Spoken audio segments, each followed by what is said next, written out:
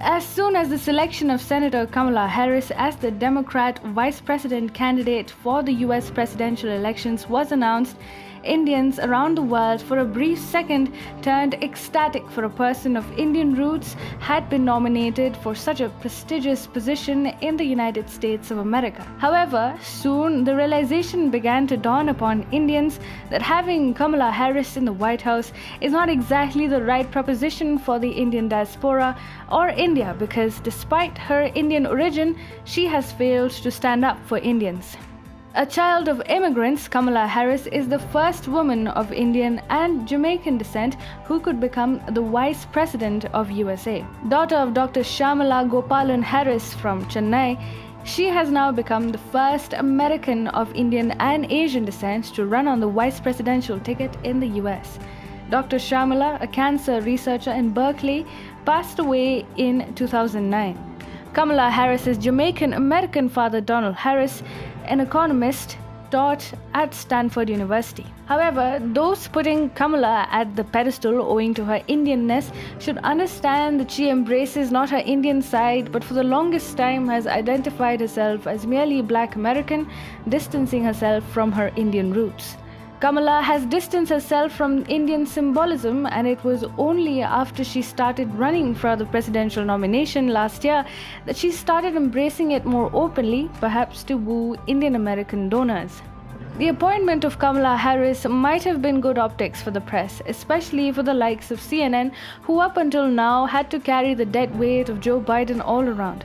The idea behind Harris's nomination to the top flight league is to have some racial diversity in the competition and quietly win over Indian American and Black American votes. The Indians in particular are swayed by such emotions when someone with Indian roots is elevated to such top party positions, and therefore Democrats are looking to toy with these emotions. But the reality is different, and gauging Kamala Harris's political footprint over the last 2 years will be enough to tell you where her allegiances lie. Just to jog your memory a bit, Kamala Harris had last year evoked Kashmir and had told a line that did not go down well with Indians. We have to remind the Kashmiris that they are not alone in the world.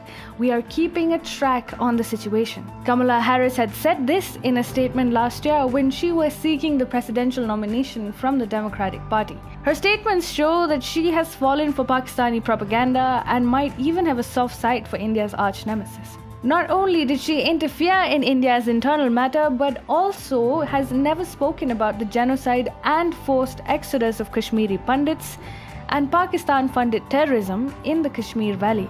Kamala Harris's uncle, Dr. G. Balachandran, has already made it clear that her plans on Kashmir are sure to become a flashpoint in the relations between the two countries, which have been on an unprecedented upswing under President Donald Trump's tenure. Dr. Balachandran said, even if she is of Indian extraction as a vice president or even as a senator now, if she thinks anything in India impinges upon the civil rights of Indian citizens, she will speak out loud and clear. He also said that she was all for quote-unquote human rights and will speak on Article 370 removal in Jammu and Kashmir. Of late, it has become a trend in the international press, Democrats and liberals around the world, to poke their nose in India's Kashmir matter while keeping mum on Pakistan and terrorism.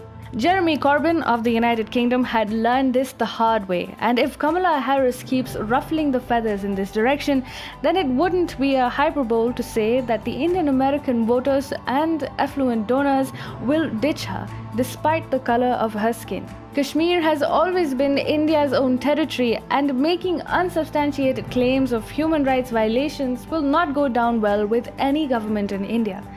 Her reservations against India and the Trump administration may have also shaped her decision to skip the wildly popular Howdy Modi event in Houston last September, and it speaks volumes about Democrats and the plan they have in place for Indian Americans. With the Trump administration and the Modi government in India forging a very strong Indo-US alliance amid tensions with China, the alliance of Joe Biden and Kamala Harris, if voted to power, will undo all the work. Kamala Harris and a group of other Democratic senators were the ones who had introduced a resolution condemning the use of terms such as Chinese virus or Wuhan virus to describe the novel coronavirus, describing it as racist. Although the Democrats haven't done much to condemn the cover-up of the virus outbreak by China, which caused the pandemic in the first place. If Democrats really wanted to put forward a face to woo Indian Americans and Indian donors, then they could have gone with Tulsi Gabbard, who in many of her statements has put forward well-informed observations on India's affairs. Ironically, Tulsi's onslaught on Kamala's politics during the Democratic nominee debate caused Kamala Harris to drop out of the presidential race in the first place. Kamala Harris fails to embrace her Indian identity. This sort of step-brotherly treatment to her own identity will be difficult to explain once Indian Americans get out of the bubble. An estimated 1.3 million Indian Americans are expected to vote in this year's presidential election in the US, and their donations to Republican as well as Democratic parties are significant. The least they expect is to be understood and respected. While the selection of Harris might have given a momentary emotional edge to Biden's campaign, but in the long run, it is Donald Trump who will be reaping the rewards of Kamala Harris's accession.